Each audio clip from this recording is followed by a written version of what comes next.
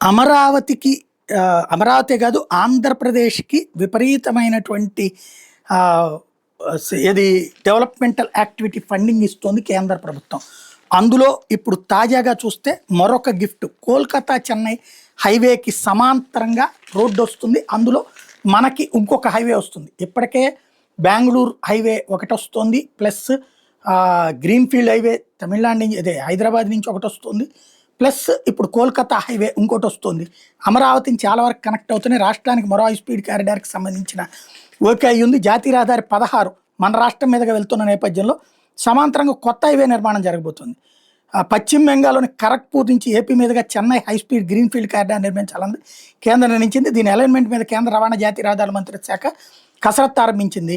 దానికి సంబంధించినటువంటి సర్వే ప్రారంభించింది. కోల్‌కతా, చెన్నై హైవేకి ఓవైపు తీర ప్రాంతం ఉంది.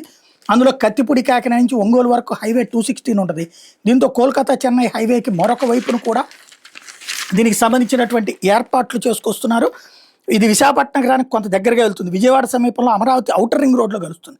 గుంటూరు అవతల అదే ఔటర్ రింగ్ రోడ్ నుంచి మళ్ళీ మిగిలిన భాగం మొదలవుతుంది.